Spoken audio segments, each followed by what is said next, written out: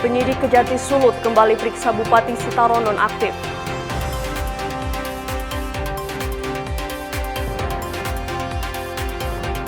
Pomdam 13 Merdeka sita 4,7 ton BBM subsidi di Desa Tontalete.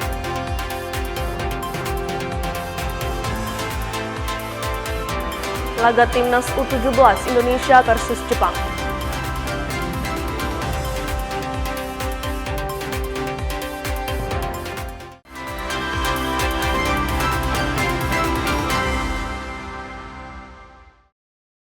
Selamat pagi saudara, apa kabar Anda hari ini? Kita berjumpa kembali dalam program Kompas Pagi. Selain 3 berita utama tadi, Anda juga bisa menikmati sejumlah informasi menarik lainnya yang dihimpun tim redaksi Kompas TV. Bersama saya Megumi Sumah, inilah Kompas Pagi selengkapnya. Hanya di Kompas TV, independen, terpercaya.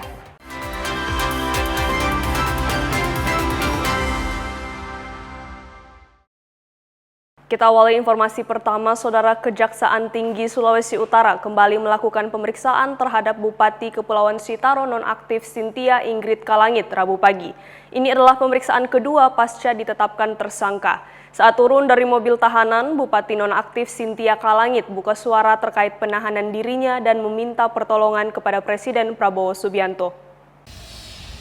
Turun dari mobil tahanan di halaman kantor Kejati Sulut, tersangka dugaan korupsi dana siap pakai bantuan bencana Gunung Ruang, Bupati Kepulauan Sitaro nonaktif Cynthia Ingrid Kalangit sempat bersuara ke sejumlah jurnalis yang meliput.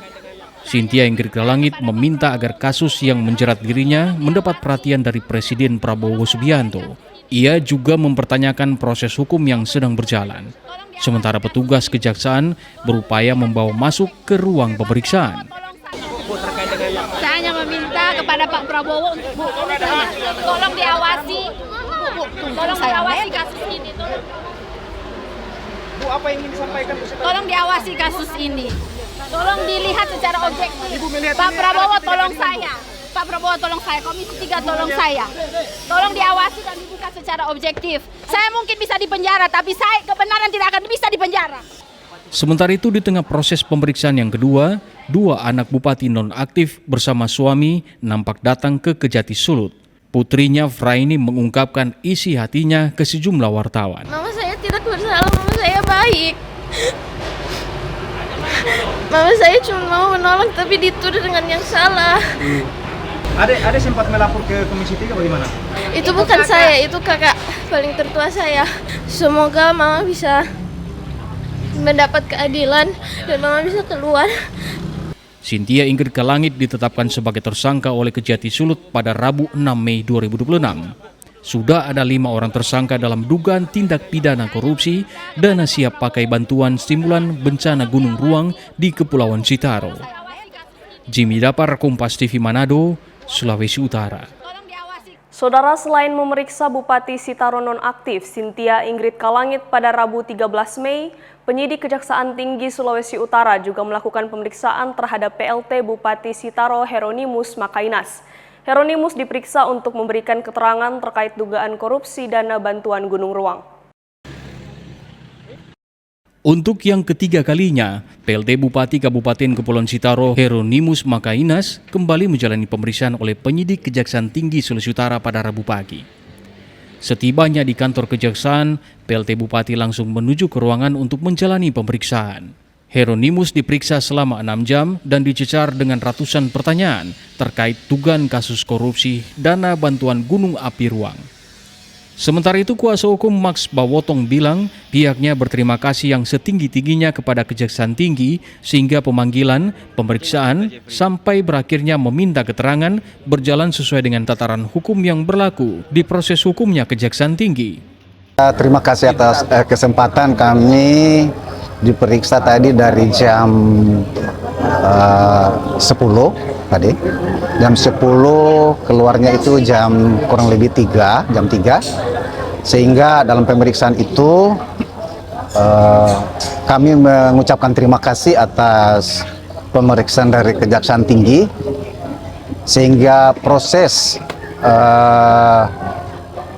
BAP tadi sudah selesai dengan begitu baik dan kami juga sangat menjunjung tinggi proses hukum yang sementara bergulir sebagai klien kami tetap mau melihat kerjanya Kejaksaan Tinggi ini sangat baik. Selain PLT Bupati Sitaro Hieronymus Makainas, Kejaksaan Tinggi Sulawesi Utara juga melakukan pemeriksaan terhadap Bupati Sitaro nonaktif Cynthia Kalangit.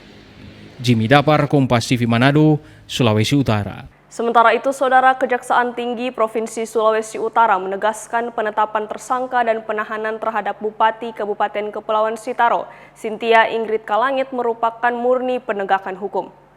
Beberapa fenomena perkembangan yang terjadi, bahwasannya terjadi suatu informasi kepada masyarakat tentang penanganan perkara ini, yaitu semacam flying victim opini ya.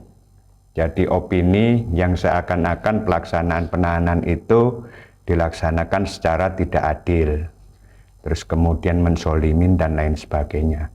Kemudian dilakukan suatu upaya-upaya gerakan melalui media massa terkait pengaburan opini tersebut.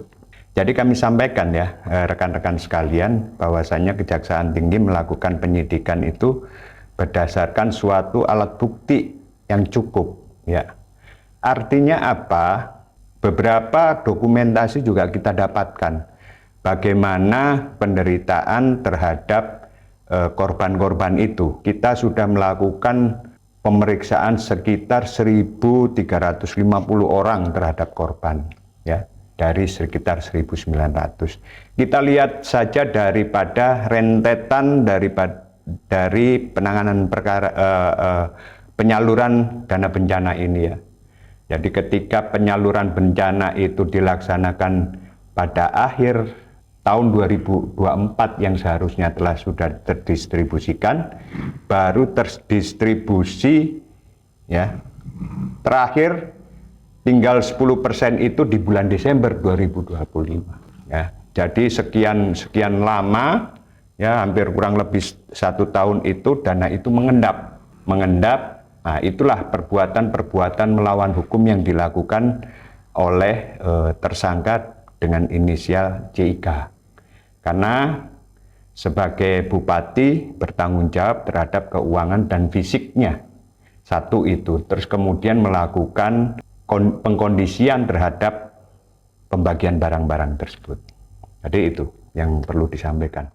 Saudara, Polisi Militer Kodam 13 Merdeka menyita 4,7 ton bahan bakar minyak subsidi dari sebuah lokasi di Desa Tontalete yang diduga menjadi tempat penimbunan BBM ilegal oleh oknum warga tidak bertanggung jawab. Saudara, inilah lokasi yang diduga menjadi tempat penimbunan bahan bakar minyak subsidi di Desa Tontalete, Kabupaten Minahasa, Sulawesi Utara, yang digebrak petugas Polisi Militer Kodam 13 Merdeka, Senin 11 Mei 2026. Visual dari udara ini memperlihatkan sebuah lokasi yang dipagari seng berwarna biru dan bagian dalam terlihat ada hamparan lapangan yang luas. Sementara ada 2 sudut terlihat dilindungi atap berupa seng dengan beberapa drum penampung bahan cairan. Dalam keterangan tertulis, Kepala Penerangan Kodam 13 Merdeka Kolonel Kavaleri Sofyan mengungkapkan, penggerebekan dilakukan petugas Pomdam 13 Merdeka atas fenomena antrian solar yang terjadi di sejumlah SPBU di wilayah Sulawesi Utara dan adanya informasi aktivitas mencurigakan di lokasi tersebut. Di lokasi ini, Pomdam 13 Merdeka mengamankan sebanyak 4,7 ton solar subsidi yang diduga ditampung oleh oknum masyarakat tidak bertanggung jawab. Petugas juga mengamankan 4 warga, masing-masing DHW selaku pemilik gudang, RF sebagai penjaga gudang, serta TG dan SW sebagai pekerja. Keempat warga sipil tersebut kemudian diserahkan ke pihak Direktorat Reserse Kriminal Khusus Polda Sulut pada Senin siang untuk menjalani proses hukum selanjutnya. Kodam 13 Merdeka menegaskan pengawasan terhadap distribusi BBM subsidi menjadi perhatian serius guna memastikan ketersediaan stok BBM di SPBU di wilayah Sulawesi Utara terjaga dan dinikmati oleh masyarakat yang berkah. Kodam 13 Merdeka bersama aparat terkait akan meningkatkan pengawasan serta memperkuat sinergi dengan kepolisian dalam menindak berbagai pelanggaran distribusi BBM subsidi di wilayah Provinsi Sulawesi Utara dan Gorontalo. Yana Meko Singal, Kompas TV Manado, Sulawesi Utara. Saudara, seorang anggota Polda Papua Barat Daya, Bribda Muhammad Arfandi Manaf, resmi dijatuhi sanksi pemberhentian tidak dengan hormat atau PTDH setelah terlibat kasus penganiayaan berat terhadap mantan adik iparnya, Ardalina Lanuhu. Sidang kode etik digelar secara terbuka di Aula Polres Sorong, Kabupaten Sorong, Selasa 12 Mei 2026. Sidang kode etik profesi Polri terhadap Bribda Muhammad Arfandi Manaf berlangsung terbuka dan dipimpin Bidang Propam Polda Papua Barat Daya. Dalam sidang tersebut, Bribda Afandi Manaf dinyatakan melakukan pelanggaran berat yang mencederai institusi Polri setelah melakukan penikaman terhadap mantan adik iparnya Ardalina Lanuhu. Berdasarkan hasil pemeriksaan, motif pelaku lantaran dendam pribadi. Pelaku disebut tidak terima setelah korban memperlihatkan tangkapan layar percakapan antara pelaku dan istrinya kepada ayah korban. Percakapan tersebut berisi pertengkaran dan kata-kata kasar terhadap orang tua korban. AKBP Matias Yosia Krei, Kabid Propam Polda Papua Barat, Kabid Propam Polda Papua Barat Daya menegaskan, kasus ini menjadi atensi pihaknya. Sanksi berat hingga PTDH diberikan sebagai bentuk ketegasan institusi terhadap anggota yang melanggar hukum. Melalui tahapan proses penyidikan sampai pemberkasan sudah lengkap semua, dan pada hari ini kita akan sidang secara terbuka. Jadi di sini kami sidang terbuka untuk kasusnya Manaf, karena ini merupakan atensi dari pimpinan dari Bapak Kapolda Papua Barat Daya memerintahkan untuk kami untuk melaksanakan sidang hari ini, dan tadi kami sudah melaporkan ke Pak Kapolda untuk sidangnya. Memang kasus ini perintah Pak Kapolda untuk sanksinya akan mendapatkan sanksi yang berat sampai PTDH. Jadi ini bukti keseriusan kami dari kepolisian untuk menangani kasus daripada anggota kami, anggota Bribda Manaf. Polda Papua Barat Daya menyatakan komitmennya untuk menindak tegas setiap anggota yang melakukan pelanggaran hukum maupun pelanggaran etik demi menjaga kepercayaan publik terhadap institusi kepolisian. Selain menjalani sidang etik dan sanksi pemecatan, Bribda Muhammad Afandi Manaf juga masih menjalani proses hukum pidana terkait kasus dugaan penganiayaan berat yang dilakukannya. Asharul Rahmat, Kompas TV Sorong, Papua Barat Daya. Saudara, kami akan kembali usai jeda dengan informasi terkait jelang Idul Adha, penjualan sapi kurban meningkat. Tetap bersama kami di Kompas Pagi.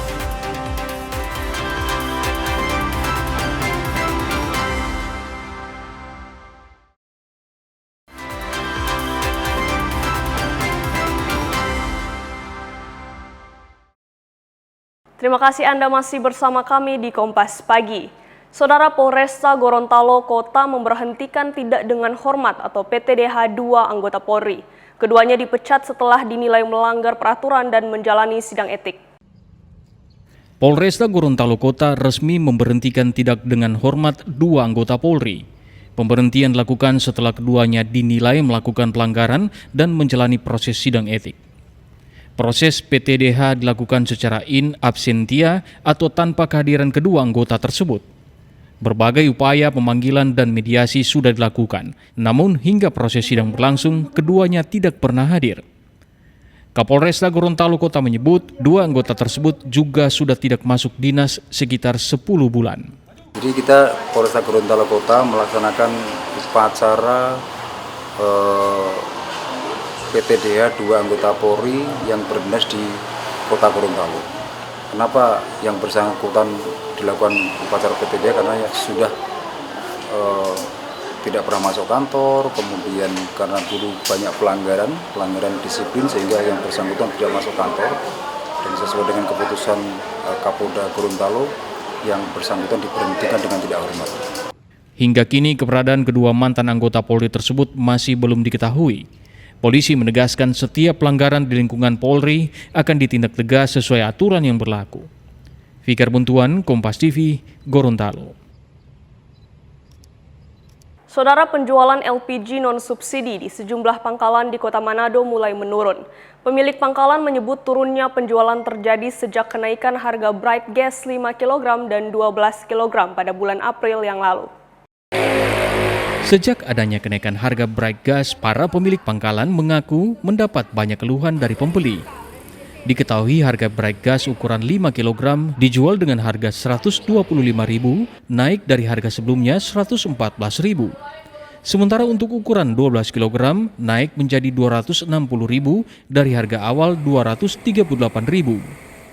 Kenaikan harga tersebut dinilai sangat membebani masyarakat. Alhasil penjualan di sejumlah pangkalan juga turut terdampak. Selain persoalan harga, pemilik pangkalan juga mengaku resah karena sejak pertengahan bulan April, pasokan bright gas cenderung turun dibandingkan hari-hari sebelumnya. Selama ini ada karena konsumen yang wajib pakai yang BG ini, bright gas ini kan susah dapat, terus naik harga. Orang kalau yang jual-jual yang kayak di mall-mall, food court, Megamas, itu Matus, orang kan wajib. Hotel-hotel, restoran kan wajib pakai yang bright gas. Sekarang orang susah dapat, terus kalaupun dapat harga naik. Jadi orang penjualan itu orang mau up harga juga, serba salah di situasi sekarang. Yang turun DP daya beli memang agak turun. Cuma memang DP harga naik ini barang juga tidak ready. Jadi DP stok ini kurang untuk bright gas. Sementara itu berdasarkan pantauan pada Rabu 13 Mei 2026, harga bright gas di sejumlah minimarket dan kios hingga toko kelontong dijual di atas head, mulai dari Rp275.000 hingga Rp280.000 untuk ukuran 12 kg dan Rp135.000 hingga Rp145.000 untuk ukuran 5 kg. Swingli Manderes, Kompas TV Manado, Sulawesi Utara. Saudara, permintaan sapi kurban mulai meningkat jelang Hari Raya Idul Adha. Peternak sapi di Kota Manado mengaku kebanjiran orderan hingga ke wilayah kepulauan. 2 hari jelang Hari Raya Idul Adha, peternak sapi di Kota Manado mengaku mulai kebanjiran permintaan sapi kurban. Permintaan datang dari sejumlah daerah di Sulawesi Utara, seperti Kabupaten Minas Utara, Kota Manado, hingga Kepulauan Talaut.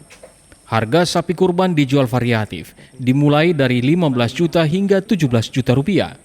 Sementara sapi jenis limosin dijual mulai harga 35 juta hingga yang tertinggi 100 juta rupiah. Sementara dari sisi permintaan, peternak mengaku penjualan sapi kurban telah melebihi penjualan tahun sebelumnya. Kalau yang sudah laku belum banyak, mungkin sekitar baru 50 ekor yang sudah laku. Yang permintaan lagi ya kalau insya Allah tidak ada halangan mungkin masih sekitar ada 60 ekor permintaan.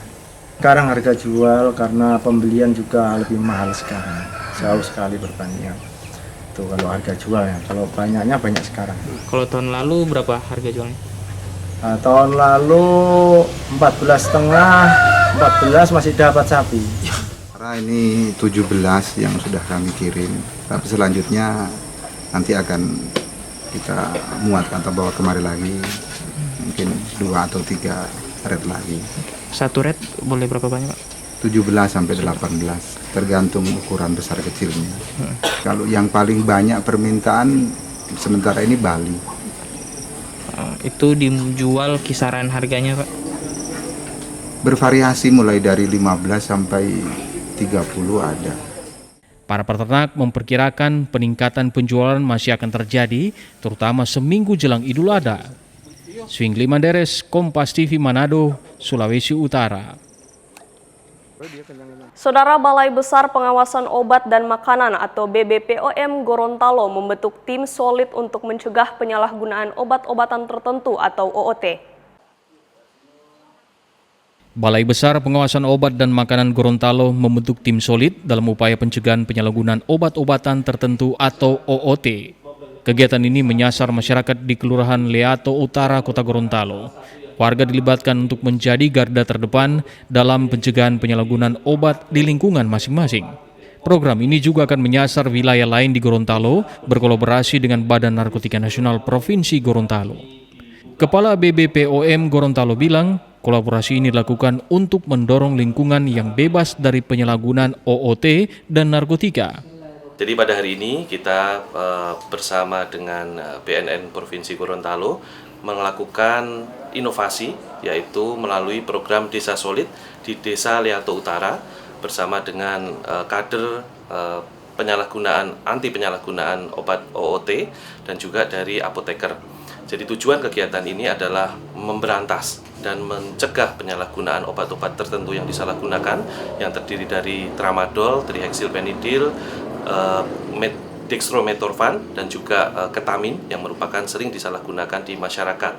Tujuannya satu, yaitu memberantas penyalahgunaan obat-obat tertentu yang disalahgunakan. Akses terhadap obat-obatan tertentu harus melalui resep dokter dan pengawasan yang ketat. Sementara Kepala BNNP Gorontalo menyebut, langkah ini menjadi bagian dari pencegahan penyalahgunaan obat dan peredaran narkotika di masyarakat. Ini masuk di dalam satu area, satu desa, tapi sama-sama melakukan pencegahan terhadap obat-obat tertentu dan narkoba, demikian juga terhadap peredaran OOT maupun obat-obatan tertentu ataupun narkotikanya. Jadi mereka melakukan suatu hal yang luar biasa, yang sangat bersinergi ini. Dalam 1 bulan ini kita bergerak bersama, luar biasa. Insya Allah nanti kita akan tindak lanjuti ya Pak, di semua lini di mana ada kader solid, di situ juga akan ada kader atau relawan anti narkoba. Diharapkan melalui program ini masyarakat bisa lebih aktif mengawasi dan melaporkan jika menemukan adanya penyalahgunaan obat-obatan tertentu di lingkungan sekitar. Fikar Buntuan, Kompas TV, Gorontalo. Saudara, informasi momen haru seorang ibu gantikan anak ikut wisuda akan kami hadirkan sesaat lagi. Jangan kemana-mana dan tetap bersama kami di Kompas Pagi.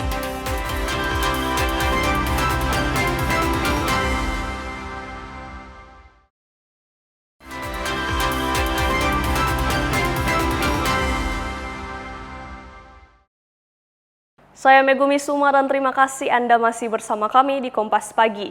Saudara, suasana haru menyelimuti prosesi wisuda Sarjana Terapan Politeknik Katolik Saint Paul Sorong, Papua Barat Daya.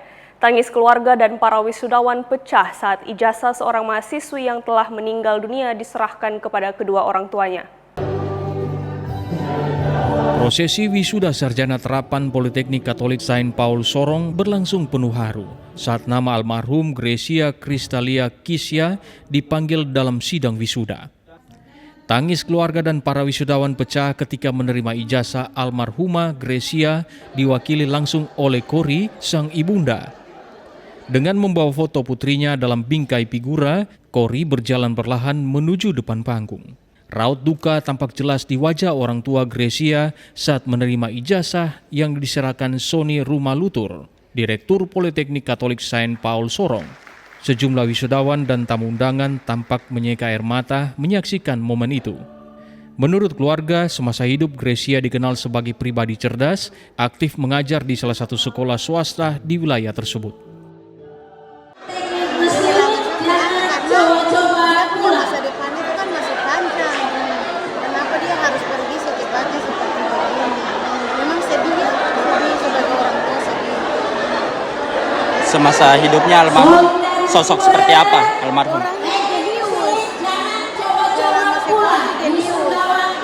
Karena dia itu kan ada mengajar di Pater Pautan yang ada baru bangun, ya apa school itu Science School. Nah, dia di Agustinus, dia di Kristus Raja sebagai pramuka. Orang itu jenius memang. Sementara itu, Sony Rumalutur, Direktur Politeknik Katolik Saint Paul Sorong, mengaku sangat terpukul atas kepergian salah satu mahasiswanya tersebut.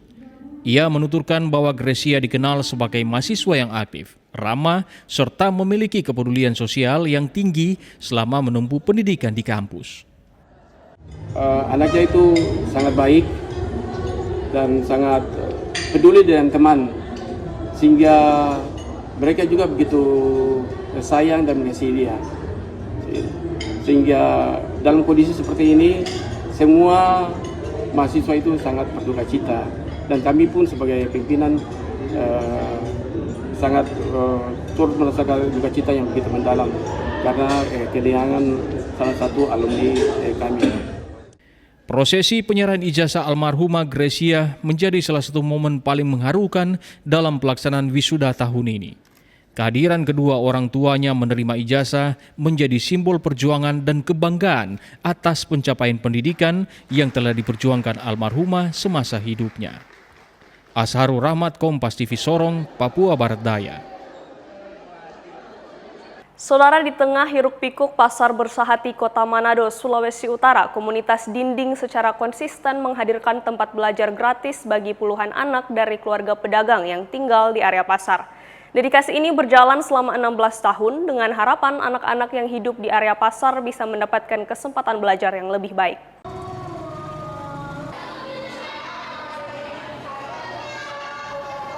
Setiap pekan di hari Sabtu, suasana berbeda terlihat di lantai 3 Gedung Pasar Bersahati Kota Manado. Bukan aktivitas jual beli, melainkan kegiatan belajar mengajar yang diikuti puluhan anak.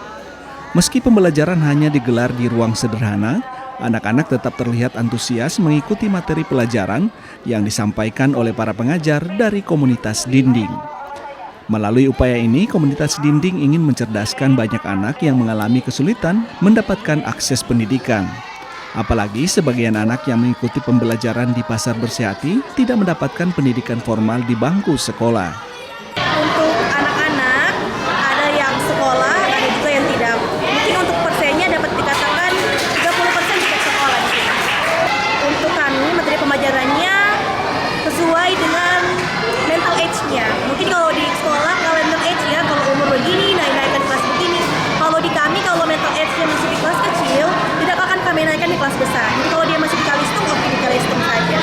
Jadi kami sama ratakan. Kehadiran komunitas Dinding dalam kurun waktu 16 tahun bukan tanpa tantangan. Di awal kehadiran mereka, komunitas ini kerap ditolak para orang tua karena dinilai mengganggu anak yang ingin ikut berjualan di pasar. Namun lambat laun orang tua yang sebagian besar sebagai pedagang justru menilai adanya perubahan pada anak mereka setelah ikut dalam program pembelajaran komunitas Dinding. Ya, jadi lancar buat tulis. Karena dia kan dari sekolah bilang belum terlalu hafal huruf. Baru belum lancar juga menulis. Jadi dia kakak-kakak dah bimbing, dia jadi bagus buat tulis. Komunitas Dinding Manado ini hal-hal yang tidak ada di sekolah yang dia dapatkan, di situ ada.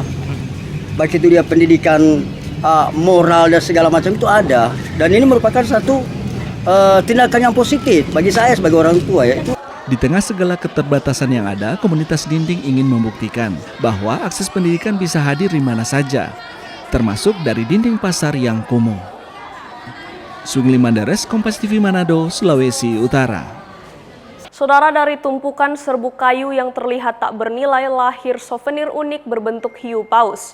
Di tangan warga sekitar wisata hiu paus Botu Barani, limbah kayu berubah menjadi kenangan bagi para wisatawan. Di sebuah rumah di sekitar wisata hiu paus Botu Barani, Bone Bolango, Gorontalo, seorang pengrajin tekun mengolah ampas kayu menjadi sebuah karya.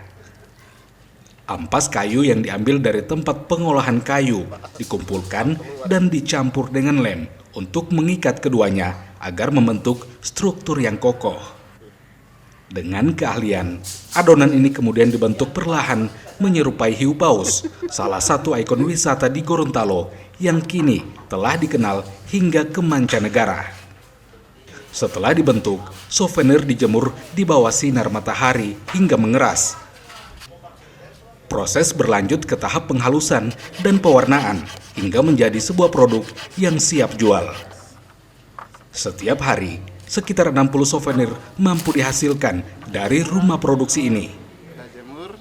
Untuk harga yang ditawarkan berkisar 25 hingga 150 ribu rupiah, terbilang ramah di kantong wisatawan. Pengrajin menyebut souvenir ini kini banyak diburu wisatawan sebagai kenang-kenangan dari kunjungan mereka ke wisata hiu paus Botu Barani. Ini dari bahan abu kayu ya. Kita bikin abu yang dari somel. Nanti kita kumpulkan ini.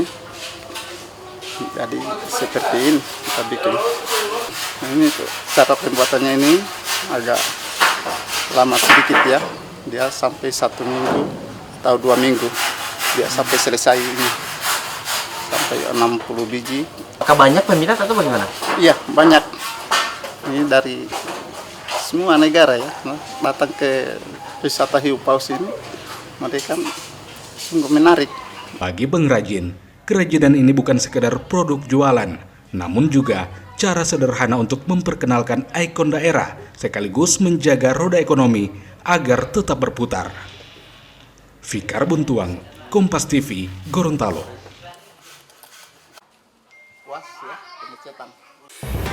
Wakil Menteri Haji sebut 80 jemaah calon haji ilegal dicegah berangkat. Tetaplah bersama kami.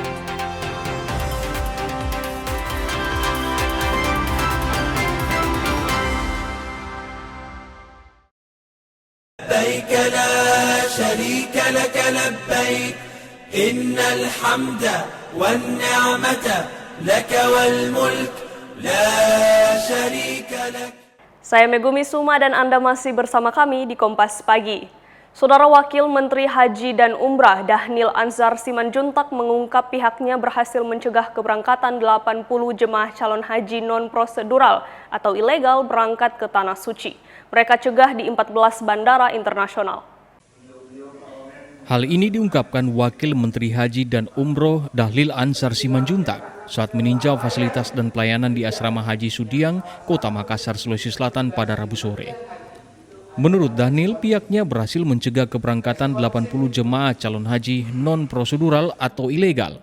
Mereka dicegah di 14 bandara internasional. Sebagian besar pencegahan dilakukan di Bandara Soekarno-Hatta, bahkan ada yang dicegah melalui Singapura. Pihaknya menduga ada sejumlah pihak yang terlibat dalam upaya pemberangkatan jemaah calon haji ilegal tersebut, dan praktik ini merupakan penipuan. Oleh karena itu, ia meminta pihak imigrasi untuk mencegah dan polisi untuk memproses hukum. Kebanyakan di Suta, bahkan ada yang melalui Singapura itu juga dicegah. Ada keterlibatan beberapa pihak itu yang sedang kami tangani. Kami sudah sampaikan kepada pihak kepolisian jangan ragu untuk dipidanakan, terutama orang-orang yang melakukan penipuan terhadap jamaah, karena penipuannya itu luar biasa. Mereka bisa ditipu 300 juta, ya, tarifnya bisa 300 juta. Nah itu, dan jamaah ini tidak tahu menahu apakah dia pakai visa yang legal atau ilegal, tapi misalnya dijanjikan menggunakan visa legal tapi ternyata ilegal. Nah oleh sebab itu penipuan-penipuan ini kami sampaikan kepada pihak imigrasi untuk dicegah. Arif Tirtana, Kompas TV Makassar, Sulawesi Selatan. Saudara, 386 jemaah calon haji kloter 32 asal Sulawesi Tenggara tiba di Asrama Haji Sudiang, Makassar, Rabu pagi. Setelah menjalani proses penerimaan, jemaah calon haji akan diberangkatkan ke Jeddah, Arab Saudi pada Kamis pagi. 386 calon jamaah haji asal Sulawesi Tenggara tiba di Asrama Haji Sudiang, Makassar, Rabu pagi. Calon jamaah haji yang tergabung dalam kloter 32 langsung mendapatkan pelayanan one-stop service hingga tahapan bimbingan masuk haji selama berada di asrama haji sebelum diberangkatkan ke Jeddah, Arab Saudi melalui Bandara Sultan Hasanuddin pada Kamis pagi. Secara keseluruhan, calon jamaah haji asal Sulawesi Tenggara berjumlah 2.064 orang. Mereka akan diberangkatkan ke Tanah Suci dalam 7 kloter. 30% calon jamaah haji asal Sulawesi Tenggara merupakan lansia. Kemarin siang, kloter 32 dari Kota Kendari utuh telah tiba di Makassar, dan hari ini pukul 8 pagi telah diterima di embarkasi Makassar. Dan insya Allah selanjutnya akan diberangkatkan pada pukul 7.15 besok pagi dari embarkasi Makassar menuju Jeddah, Arab Saudi. Alhamdulillah, khususnya untuk kloter 32 hari ini yang diterima, secara umum jamaah haji kita baik itu lansia maupun yang reguler, alhamdulillah semuanya dalam kondisi sehat. Dan saat ini sementara dilakukan pemeriksaan terakhir oleh pihak panitia embarkasi Makassar.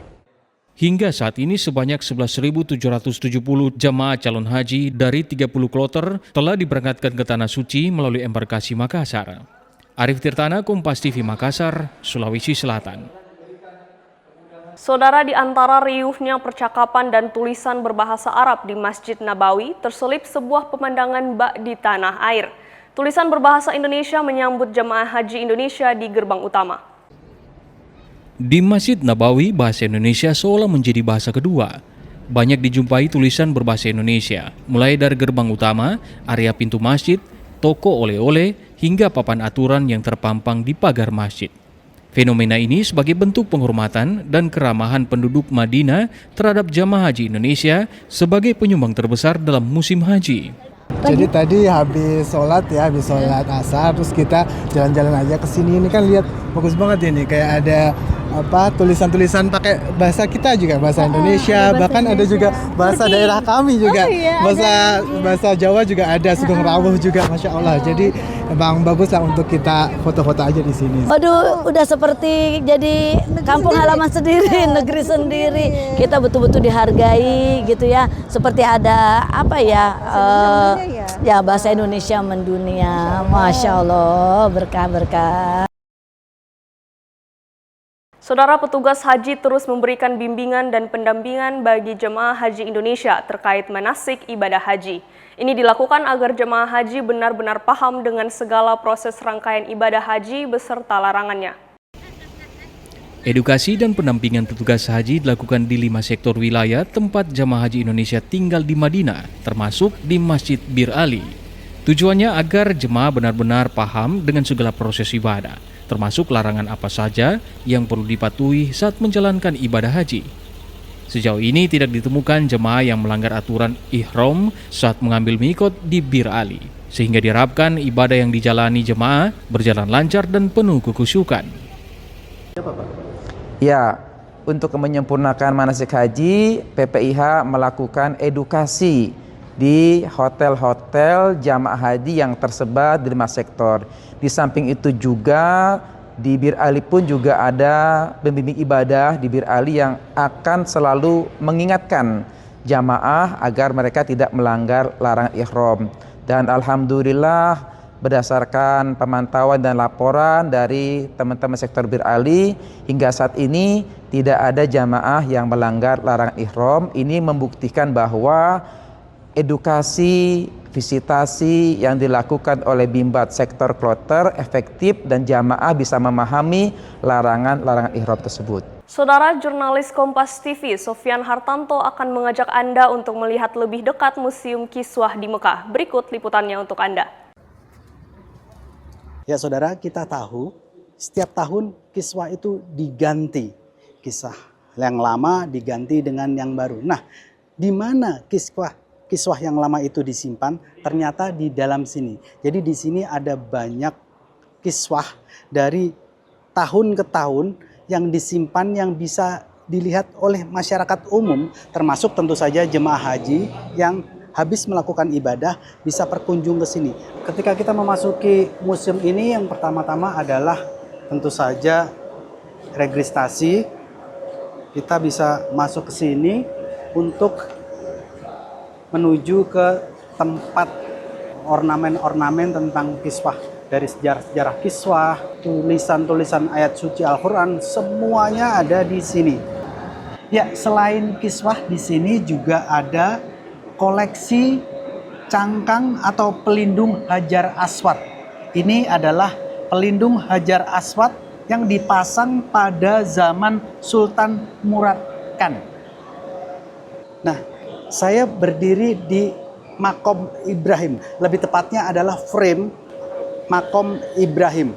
Nah, ini adalah keterangan sejarah Ka'bah dari tahun 1891 sampai 1944. Ya, ini adalah bibir sumur air Zam-Zam yang keberadaannya lebih dari 300 tahun. Di sini juga ada pintu Masjid Nabawi yang dipasang pada zaman Raja Abdul Aziz Al Saud.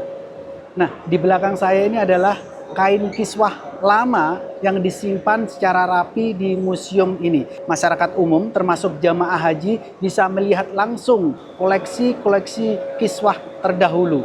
Sofyan Hartanto, Kompas TV, Mekah, Arab Saudi. لبيك لا شريك لك لبيك إن الحمد والنعمة لك والملك لا شريك لك. Informasi tadi menutup perjumpaan kita dalam program Kompas Pagi.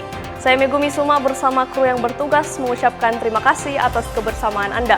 Tetap saksikan rangkaian program berita di Kompas TV, independen, terpercaya.